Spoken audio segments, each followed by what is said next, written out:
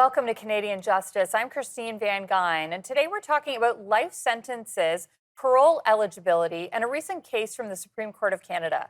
On January 29th, 2017, 27-year-old Alexandre Bissonnette entered a Quebec City mosque and opened fire with a gun. It was one of the worst mass shootings in Canadian history. Bissonnette killed 6 and seriously injured 5 more.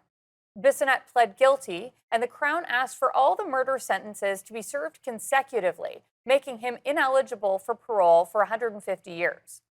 In 2011, the Harper government introduced sentencing provisions that gave judges the discretion to order parole ineligibility for multiple murders to be served consecutively. Is that law excessive?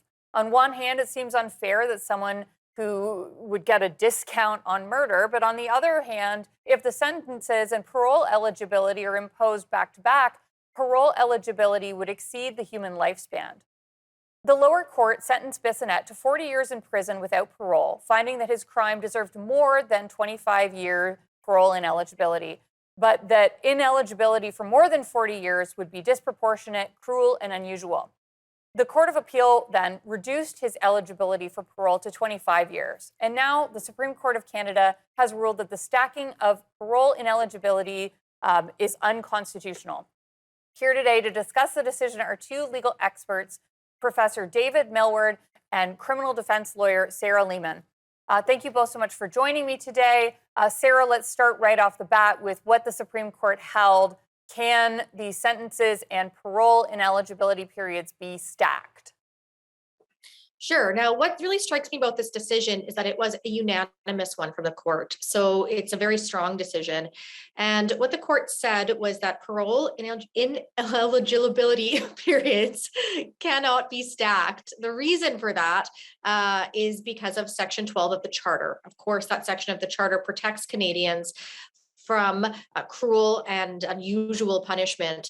And the court was very clear in stating that a sentence that cannot be served, one that exceeds the normal life expectancy of a person, is cruel and unusual and cannot simply stand. David, is there anything that you want to add to what the Supreme Court held in this case?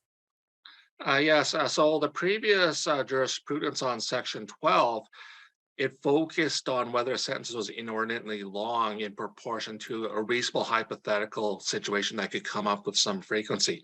We now see a new wrinkle with the Bissonnette decision that if a law results in denying someone any reasonable possibility of rehabilitation, even in cases where rehabilitation seems a weak possibility, that speaks to cruel and unusual punishment. And that was a major theme in the Bissonnette decision.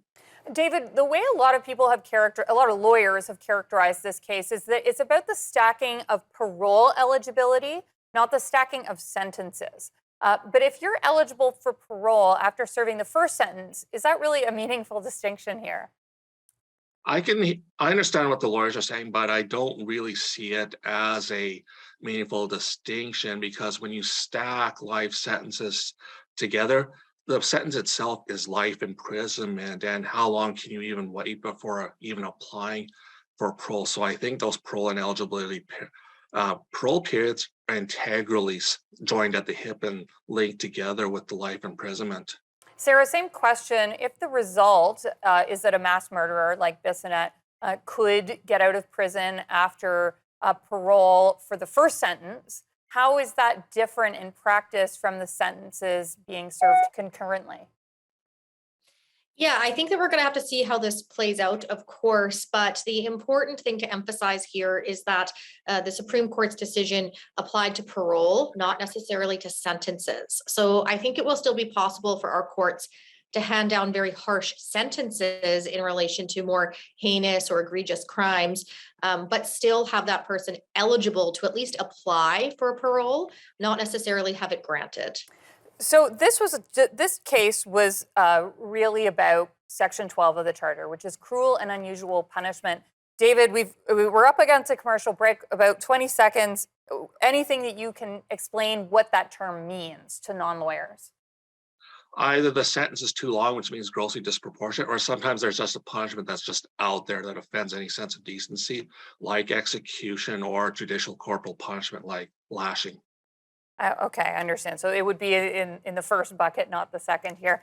We've got to go to commercial break here, but we will be right back to continue this conversation.